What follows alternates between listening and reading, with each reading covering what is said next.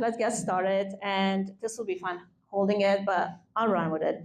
It's an absolute pleasure to be here. Thank you so much for the invite, Romeo, Amber. They're fabulous, the type of work that they do in the community. I'm very impressed. And this is going to be a bit of a technical talk, but at the same time, I want to make sure that you ask questions and you feel like no question is a stupid question. And I'm going to start with the premise that I presume that you all had the talk with your team, that uncomfortable talk about Gen AI and what it means for your organization, where you actually talk about the elephant in the room, and the elephant in the room being the people. Because we found that working especially with small business owners and even professionals alike, small-minded leaders, when they think about AI, they think about just how they can be efficient and how they can cut jobs. Whereas visionary leaders, when they think about AI, they think about how they can leverage it, how they can make everybody's life easier, how they can gain time so that their employees can spend on tasks that are more creative and more productive. And they're looking at the bigger picture. And the fact that you're here makes me think that you are that kind of visionary leader. You make time in your day to be here, to learn, and to figure out how can you make AI work for you without having, to cut some jobs or maybe just restructure. And that's what I want to basically preach today. So to make this session somewhat interactive, I'm going to be asking some questions along the way. So feel free to shout your answers from where you are, raise your hand, and just share your thoughts and your experiences. And right now I want you to think for a second about this question. Don't answer it just yet because we're going to come back to it and we're going to find the answer a little later. But as you're looking at this, what is the most soul-sucking, mundane, boring part of your job that you absolutely hate? And what if you could delegate that mundane, repetitive part of your job to AI and focus maybe on the value add that you can enjoy? That's what we're going to focus on today. And with that, just a little bit of intro. You heard some of the things that Romeo said. This is a bit of the things that I happen to do. I actually own a AI technology production company that is based here in Meridian. Probably very few of you know that just because we operate a lot outside of Meridian. And as an AI implementation advisor, I get to work with small businesses. That's my focus, especially women-owned businesses. And I enhance their operations. I support their customer experiences with AI. And I also conduct quite a few practical workshops, talks. I host boot camps, all the things that have to do with AI, because I've always been at the forefront of technology. And when AI became a thing, actually ChatGPT became a thing like 2 years ago, I jumped right in. So with that, I also actually have a podcast, and this season is all about eventful AI, the evolution of AI. The latest episode that just dropped today talks about cash flow management and AI financial strategies, which I feel like is very appropriate for some of you because you are in banking and the financial sector. And I'm also a mom, 7 and 11-year-olds, and that keeps me quite busy, but I also tend to travel a lot. And if that wasn't enough, I'm also a bodybuilder, and I still compete. My next show is gonna be November, so that'll be fun. I like to say that my Mexico vacation was my bulking, because I literally put 5 pounds on because it was so good. All inclusive is like a trap. Don't go. All right, so with that, it's not news to anyone that yesterday we were Googling things. Well, today we AI it. How many of you go to ChatGPT when you need to research something instead of Google? I see a few hands. It's true. That's on my app. It's on my phone as an app, and it's so easy to just, ask it and you get your answers. Just this week alone, if you have been in the news, Apple announced that they're releasing Apple Intelligence. For once, Siri will become useful. And this is the way the future is. Everything that we do has AI embedded into it. Probably all your Chrome updates and web browser and Microsoft, whatever thing that you use on your computer has some form of AI embedded into it. It's no longer a catchphrase to say AI it is the way of the future. And this shift, especially for small businesses, is extremely important because it gives you not just access to information, but it's changing the way our business operations are run. It's changing the way we can optimize our workflows. It's changing the way we interact with our customers and how we plan for the future based on data-driven analytics. And for that, especially as a small business myself, that's been not just a trend, it's been a game changer. One of my dear business partners, the owner of Social 27, they have been actually at the forefront of AI. They coined this phrase, and it's called human in the loop. And this is what it looks like in a graph. You can pick any LLM instead of ChatGPT, but basically, in order to implement and adopt AI efficiently across your business, you have to always have that human in the loop part of the equation. And for us, what that did, increase our productivity by 10%. Easy, because we were able to change our processes, we're able to restructure our team, and I'll show you in a minute how we did that. But basically, without human oversight, because I believe personally, in the beginning, probably we all over-relied on AI a little bit, right? Like we just went and we took it for granted, and then we realized, oh, wait, some of those answers, they're not really that great, or they're hallucinations, and they're not accurate. And I think now that we come a little bit since day one, we realize that you always will need human oversight. You can't just rely on AI to do everything for you. And that comes with a change of mindset. And the way we implemented that in our workflows is strategically integrating AI to redefine our business from the ground up. So how we did that at Trifan Events, we basically integrated Gen AI across operations, where we've gone beyond using AI for content creation. That's the easiest thing to do, right? Like use it for content creation. We've pretty much woven into every aspect of operations, including research, event planning, event productions, audience personalization. And then we redefine our team structure. I didn't say we got rid of people. I said we redefine our team structures, which means some of our team members were able to move into other positions, were able to take on roles that were more creative, were able to be more efficient and more productive with their time, because we were able to leverage AI to boost overall productivity. Then we balanced technology with talent. Our strategy focuses on how our team can interact with technology in the most efficient way. So by adopting an AI-first approach in all of our future plans, we ensure that we remain at the top, at the forefront of innovation and of all the things that are basically changing so fast, right? Then we stay updated on industry trends. I constantly get on LinkedIn and see how other people are using AI. I join workshops just like this one and talks. I read books. I'm on YouTube.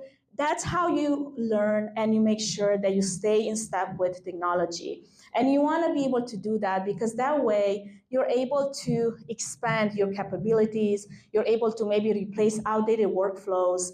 And it's better to learn from somebody else's mistakes than have to make them yourself again and again. And then we also adapt and learn. Like I said in the beginning, we might have over-relied on AI a little bit, and then we realize, wait a second, we still need the human oversight. We still need to be able to check and make sure that that answer is accurate, those responses are accurate, and all the things that is for our own security, right? There's a lot of liability if you put some stuff out there and then you realize that it wasn't accurate and then it looks bad on your brand or on your company. Okay, so here what we're going to do today, what are we going to explore? We're going to go back to that original question. how AI can delegate some of the mundane, some of those boring tasks that you don't want to do. So then you can focus on maybe driving revenue, on adding value to your organization and to your business. And for that, we will have to start with the fundamentals of revenue generation. So, in your opinion, I want to hear some answers here. What are the 4 main ways that businesses drive revenue? And feel free to shout the answers. Sales. Sales, that's a good one. Marketing, another one. What was that? Customer retention, okay. Referrals. Okay, referrals. Brand value add. Those are some good ones. You guys actually touched on 3 of the ones I was going to talk about. Sales, marketing, customer retention, and operational efficiency. Obviously, we can go into more details, but I want to focus on those 4 today for the sake of providing you with value, but also not going over an hour all long. And actually, I was supposed to start my timer. Okay, now we start. This is when time starts. All right. So first off, we have sales, because if you have a business, it's because you've got some products, you've got some services to sell to your ideal customers. So I'm curious, what are some of the biggest challenges that you face when it comes to driving sales in your business? We're all friends here. Competition, okay. Anyone else?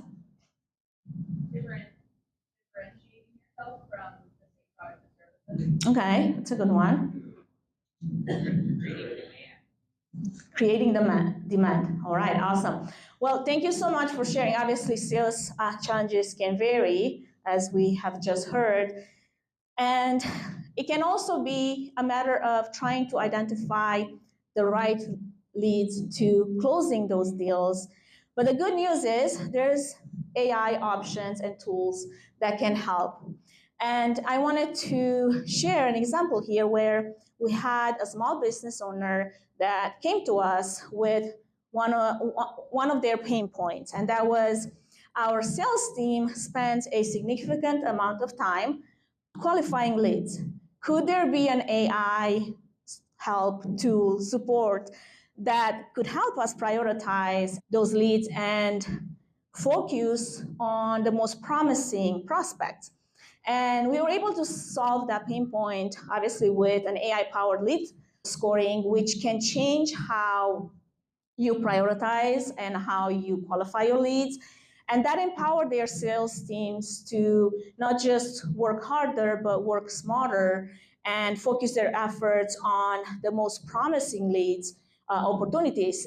And that alone has actually improved their sales efficiency, but also enhanced the overall customer experience, because now they're paying more attention and they're being more thoughtful with the customers that they had. So instead of like relying on manual effort, they use AI algorithms that could analyze vast amounts of data and then identify out of all of those promising prospects, which were the ones that they should focus on in order to close those leads. And for that, we use several tools. I mentioned lead scoring, and I wanna know, any of you know what lead scoring is? Okay, in a few words. Okay, he's eating. Okay, I'll come back to you, but I'm gonna give you my definition. It's basically a method that is used by sales, and you can correct me if I'm wrong, sales and marketing teams to rank potential customers and leads based on perceived value, also based on demographic data, based on behavior, maybe on the website, based on engagement with some of your marketing materials, and with past interactions with your company.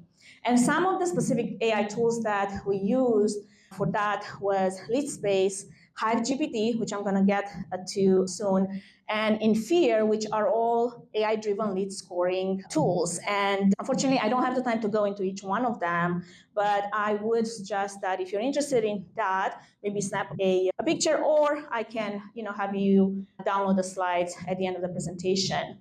Now, just as important as lead scoring is, sales forecasting is another important tool to take into consideration and use in your sales strategy. And for example, if you're just starting at it, Google Analytics, anyone using Google Analytics, checking out their Google Analytics at all here? That's a good start, right? At least it can give you some insights where you should put your efforts and at the end of the day, your money. So anyone else want to share how do you currently maybe forecast your sales? Have you tried using any AI? Yes.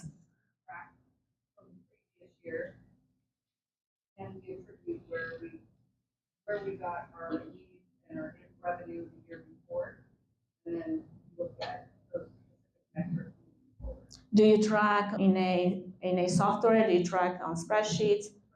Okay, all right. Have you considered using AI to do all that manual work for you? No. Well, maybe by the end of this you might. All right.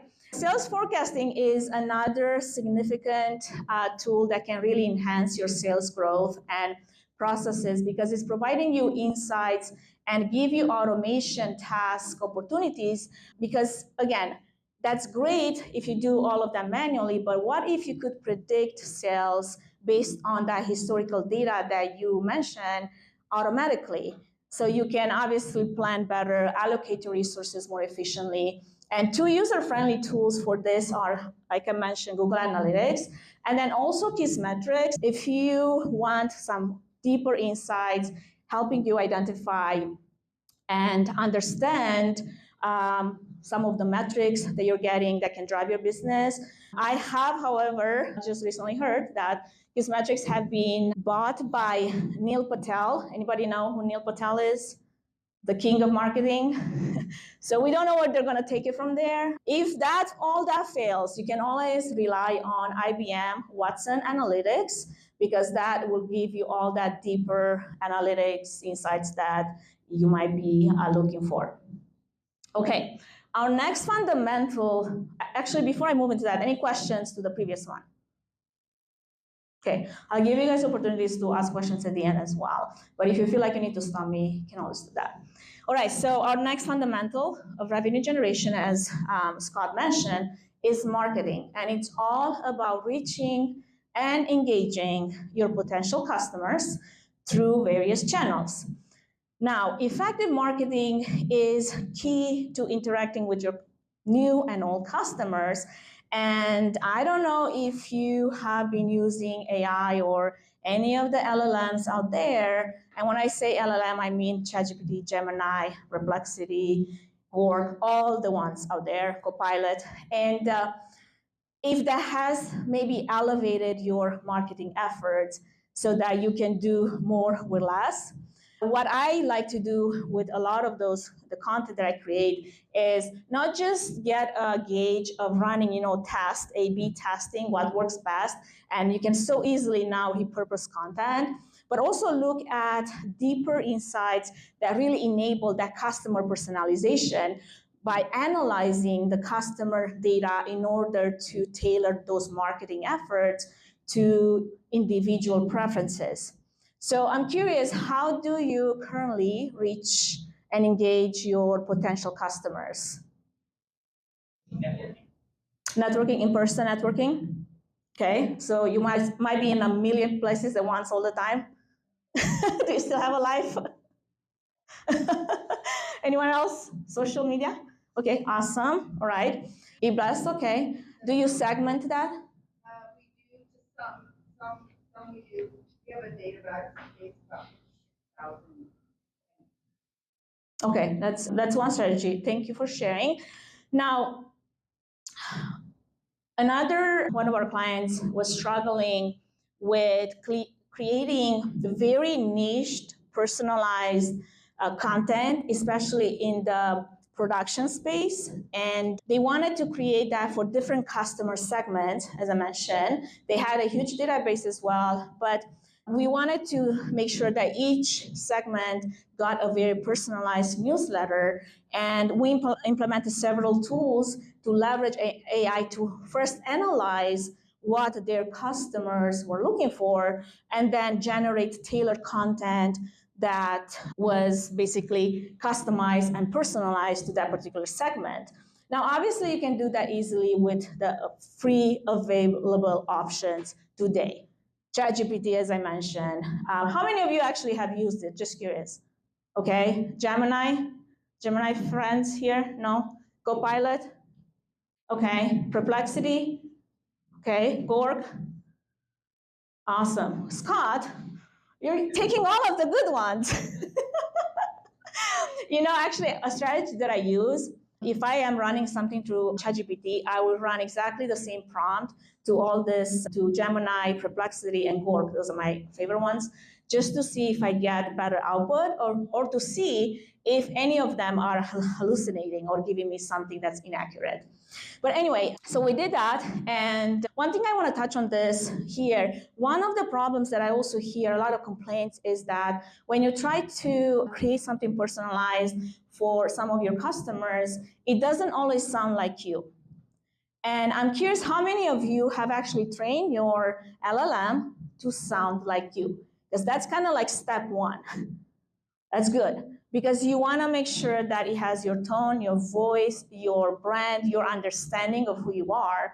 And we're going to go a little bit into that, not too heavy, because this is not the workshop for that, but I want to make sure that I touch on it, because any marketing efforts, and I've seen this especially after September 2020, when I have a very busy presence on LinkedIn, and like half of my friends and my connections, they're starting putting on content that sounded nothing like their previous post, and you're like, what happened? Moreover, and furthermore, and all those keywords that that's been written by ChatGPT, right? They're like,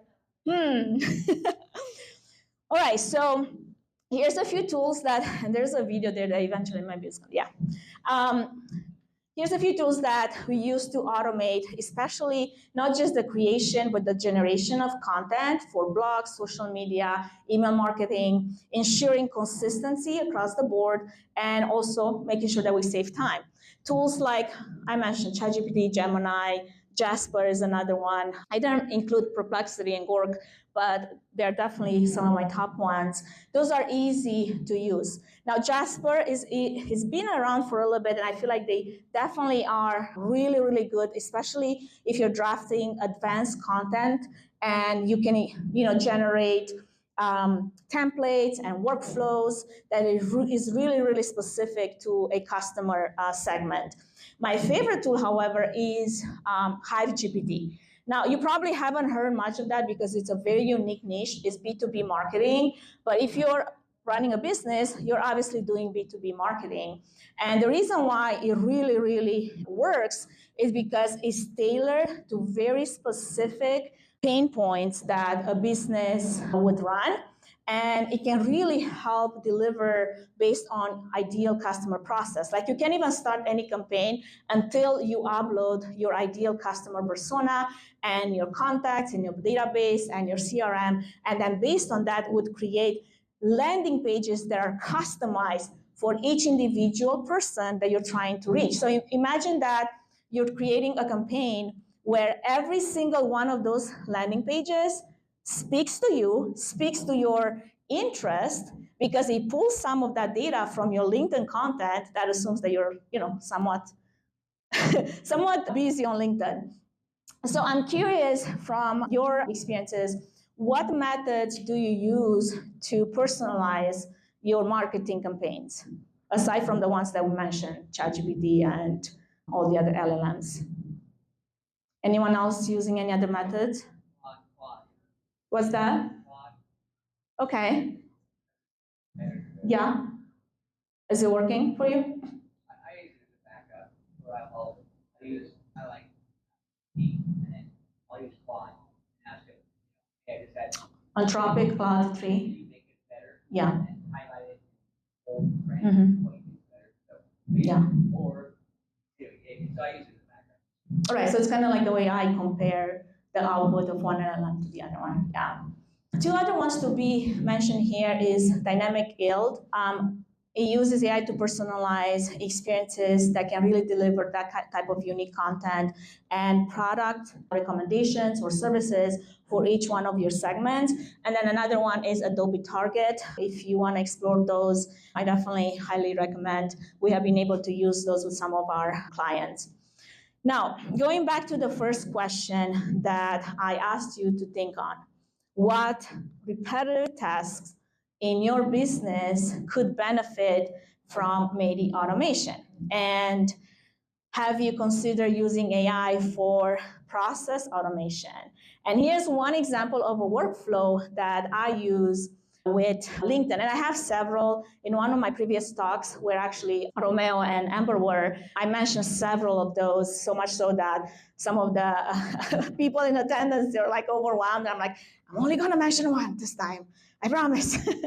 But what this does, especially if you generate a lot of your leads on LinkedIn, which if you're in a B2B service industry, it's a great place to be. You can streamline some of the marketing efforts on LinkedIn by using their database, and you can request the archive of all your content that you have posted over your lifetime on LinkedIn, assuming that you have. It might take a few days to get it because it's going to be a huge database, but that includes all your posts, all your articles, all your comments, everything. And then you can take that data and you can analyze it with some prompting. And I've included, again, a few of those LLMs that are mostly the ones that I really like to dive into and use. And then you can use some of those prompts to either craft unique posts for specific audience segments, or maybe you want to make sure that you want to engage with a particular client or a particular industry, and you want to make that very specific and personalized.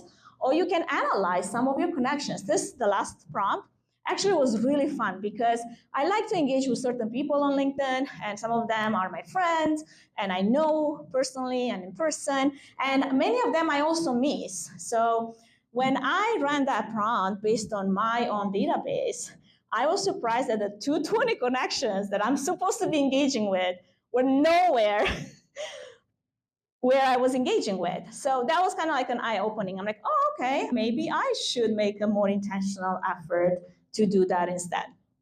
All right, so I mentioned how, yes?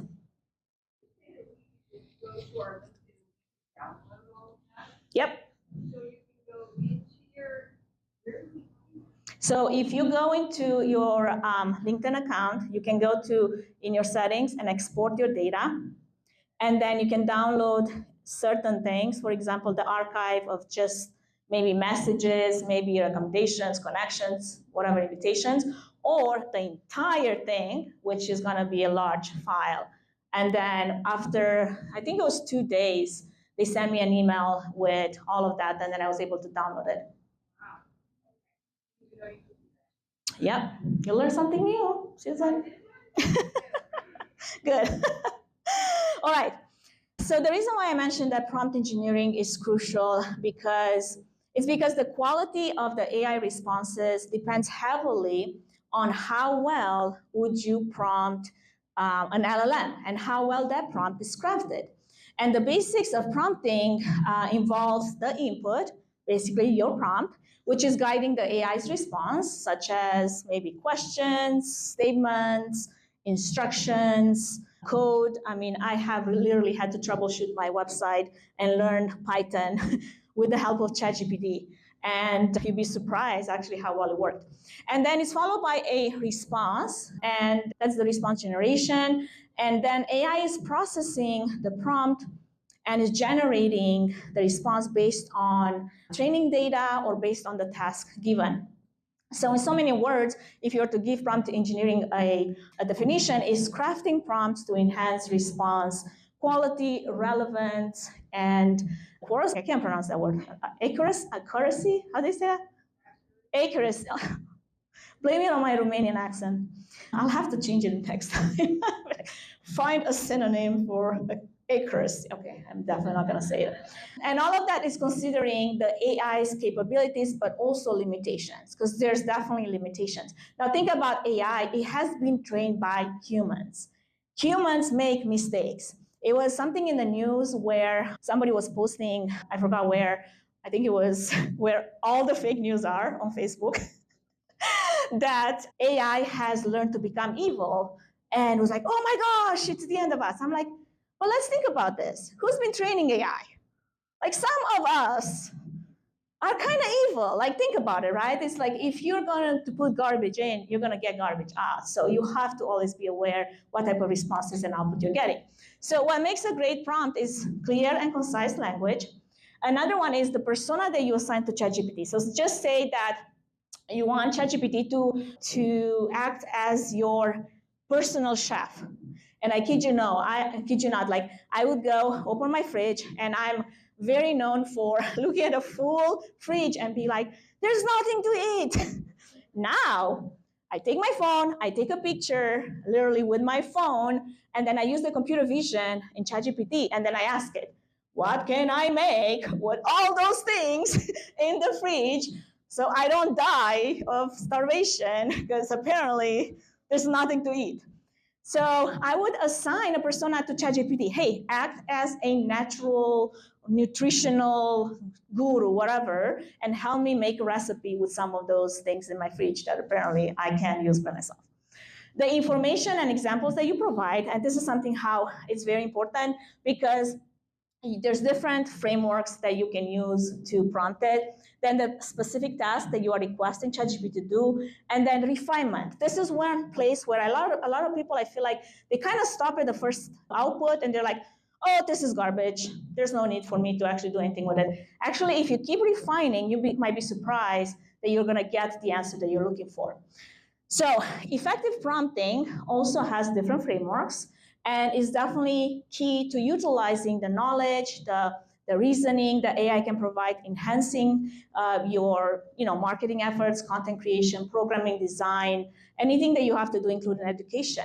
And I'm going to touch only on 3 frameworks: zero-shot learning, few-shot learning, and chain of thought, because I have an entire workshop that touches on about 50 frameworks. So we're not going to go into all of that. What I want to touch on is just on those 3, just because those are the most common that are being used. So zero-shot prompt learning is basically when you just ask ChatGPT something super random, don't give it any information, and you just expect a response, right? So I put a prompt over there.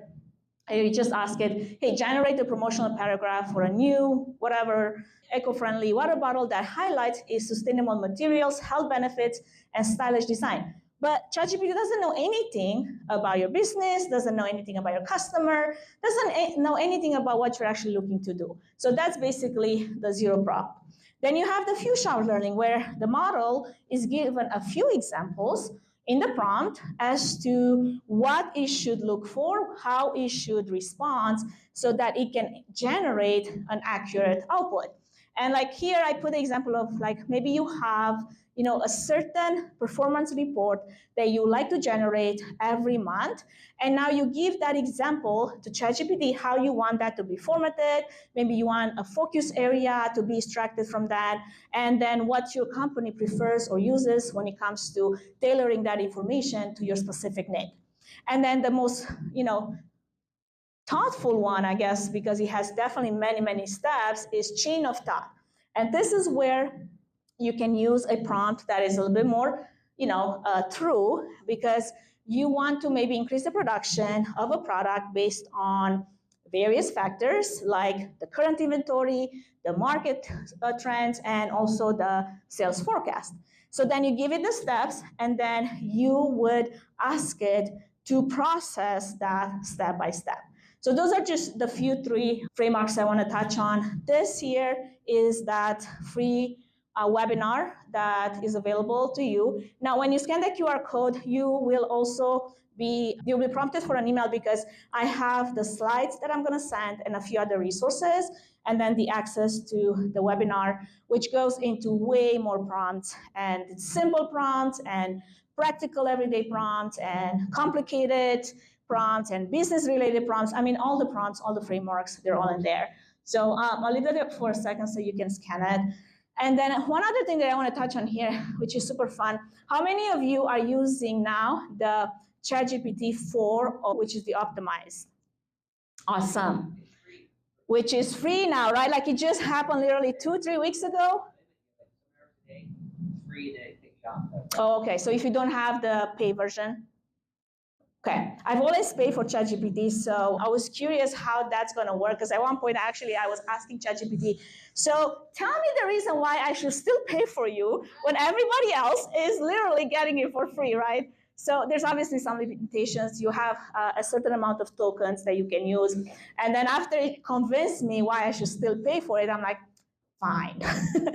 So before it was free, also you didn't have access to the ChatGPT Marketplace. How many of you have been using the GPT Marketplace? It's kind of like your app store where you can go and get a bunch of GPTs. So we have created 3 custom GPTs for some of our clients. One of those is mine for my company. And why would you want to create a custom GPT? One of the reasons why you should, first off, you can make it to be private, that is enclosed for your organization only, or you can make it to be public. Now, one of the reasons why you should is because you can really tailor all the information, all the data set, all the knowledge that you have to your particular customer persona. So like, let's say you want to serve your customers in a very intentional, meaningful way. You can create a custom GPT that can have access to, and it can be behind a paywall, or they can be behind a, I don't know, some kind of login, or it can be private to your internal, organization. And that type of customization really enhances the decision maker for your customers. It's almost like when you want to go and buy, I'm going to use like a woman example here. I want to go and buy makeup. Am I going to go to the grocery store to buy makeup? I mean, you could. Probably that's not where I want to buy my makeup. Probably I'm going to go to Sephora or a store that actually has specifically the products that I'm looking for, that is very specific for the need that I have, right? So one of the ways that we have created those GPTs is to specifically meet a need for that database that they wanted to use, and you can make it be anything you want. Actually, I use quite a few custom GPTs, and one of them is actually a great one for hiring or for creating resumes, or I don't know, proposals or anything like that. So that's something to consider, because it can really, really support your personalization efforts to your clients. Now, another thing here to mention is AI agents. This is the future of where we're going, and what that means is that we will have the ability to use AI agents that can perform tasks autonomously. And that is based on the domain training of your business, of your company. And obviously it has to be within some guardrails, but it can really be integrated across ecosystems for enhancing that efficiency and personalized outcome. Okay, and now we're moving into customer retention. And that's where you want to be keeping your customers and making sure that you can increase their lifetime value. And one example here that I want to give really quick, and I know Romeo's like, you're running out of time. She's just going to charge us overtime. Oh my. You can come to my TED Talk for the remaining of this presentation. Okay. So one thing that I wanted to share here is that where we had a small business owner that had a pain point where their customers service team was overwhelmed by a lot of the support requests that they were getting. So they're asking, could an AI chatbot help us? Obviously it can. And how can an AI chatbot actually support your business and can be a game changer? Is because they can provide 24/7 availability. They can handle frequently asked questions and all those routine inquiries. They can provide instant response. They can provide scalability because you can have a bunch of inquiries at once, so large volume, and then they can also be cost effective. But as I said in the beginning, it's important to note that any AI chatbot is not a replacement for human oversight. And I want you to think about it as, if you're going to do that, keep that human in the loop, because you're going to want to have a team that will oversee all of those conversations. The good news is the AI chatbots can really provide you with analytics on your customers, and it can analyze their likes, dislikes. It can identify a bunch of the patterns and trends. It's kind of like Amazon is doing every time you go on Amazon and shop, and then it provides you all of those extra recommendations because now you need a little bit of everything else, right? So think of that as a support to your support team, but not as the replacement. And two to mention here are ManyChat, especially if you're doing business where your customers are hanging a lot on social media like Facebook, Instagram. And the other one is Dialogflow is actually a Google chatbot that you can really customize and embed into your website. All right, I had another example here that we helped a customer with with their pain point, but I'm going to skip over that because I really want to go into the last one, which is operational efficiency, and that is reducing cost and optimizing processes to obviously increase your profit margins, and that can significantly impact your bottom line. So that's where you want your business to grow.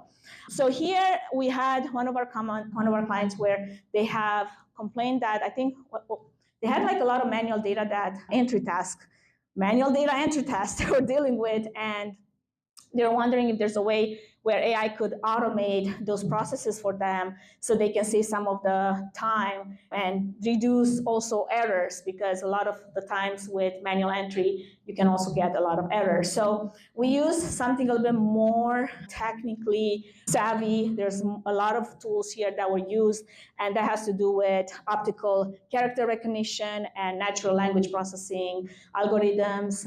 There's a robotic process automation workflow that was implemented, and intelligent data capture. Now, if you're curious what those do, I'm going to give you the tools here: Amazon Textract, Google Cloud Document, UiPath, and Automation Anywhere.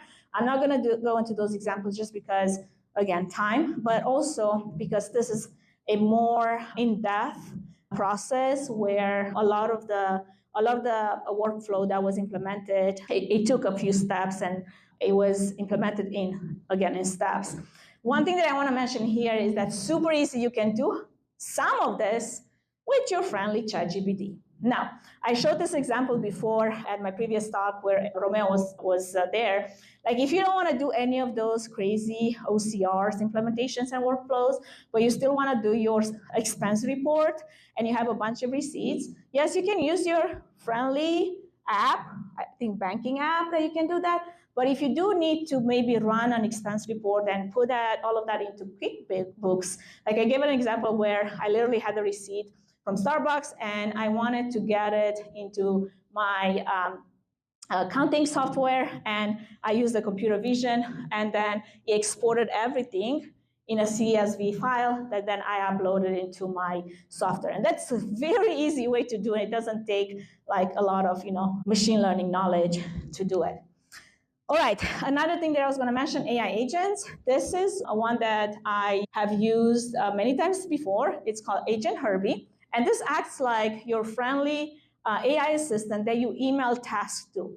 So we were hiring at the beginning of the year, and I had a gazillion of resumes to go through, and I employed my agent Herbie here to analyze all of the resumes against the job descriptions and to give me not just, say, top candidates that were fitting within that job description, but also questions to ask them from the resumes. So when I had my 15-minute interviews with each one of them, I had my report for each one of those, so I didn't have to go through pages. Sometimes people still send like 7 pages of like a resume. I'm not sure why these days, but it's true. So that really, really helped, like, to go, especially to the first phrase. Now, I'm not saying they should do that through the entire hiring process, but if you need, to go through a large number of candidates in the beginning, that could be a helpful tool to have. Now, in conclusion, this is my conclusion, and I want to leave you with an important disclaimer, right? We talked about implementation, we talked about visionary leaders, and when it comes to implemented AI and implementing technology, that is more like a three-legged stool, and that includes people, processes, and technology. And while it can be overwhelming to look at all the AI tools, and I didn't even show you like how many have come up just this week alone, because I've done that before, and then I had some people like almost cry because they're like, I'm hyperventilating. I want you to think of this, that technology is there to serve the people and not the other way around. And without people and processes, which makes that three-legged stool stand, what you're going to end up doing is invest a lot of money in training and in things that will just turn into very expensive, poor processes. And when we ask our clients what is the hardest thing to do when it comes to implementing AI efforts into their organization, it's not so much changing processes or identifying tangible benefits or maybe even implementing AI as it is changing mindsets. So how do you currently ensure that your team or your stakeholders or your leaders are on board with some of the new technology advancements? My best tip here is that you make sure that your leaders understand the why behind the required changes, and they're equipped and ready to make those changes and supporting you in those new processes. And I love that you came here, and I appreciate that you took the time to do that. And a lot of that is needed because, again, mindset is what's going to change, is going to take us into the next step. And with that, this is what I want to leave you with. Embrace the change, innovate relentlessly, because you get to shape the future. And if you do get overwhelmed by some of the things that I mentioned, or maybe you do have some practical applications where you would like to see how AI can help your organization, I am doing 15-minute free consultations where we can look at your business, and then I can provide you with some, simple 3 solutions. And then if that works out, great. If we want to go more in depth, that's awesome as well. And with that, thank you so much for your time. Sorry, I went over time. From now on, I'm going to go over time. Nobody left. Nobody left. Thank you. Hey, friends of the Events Demystified podcast. We invite you to our brand new series, Event About It, a podcast series where we unpack the toughest event challenges as shared by our event community and discuss solutions and what we do differently. Do you have any glorious, successful stories or some event nightmares you'd like to vent about? Share them with us. Anonymously or not, we won't share more than you're comfortable with sharing. This season is also special because for the first time, we're going to have a co-host with us. Megan Martin will join us, and we're super excited about it. Subscribe on Spotify and YouTube to stay tuned to this one-of-a-kind season brought to you by Trifan Events, a woman-owned boutique agency leading the charge in integrating tech, AI, and data-driven strategies into event planning.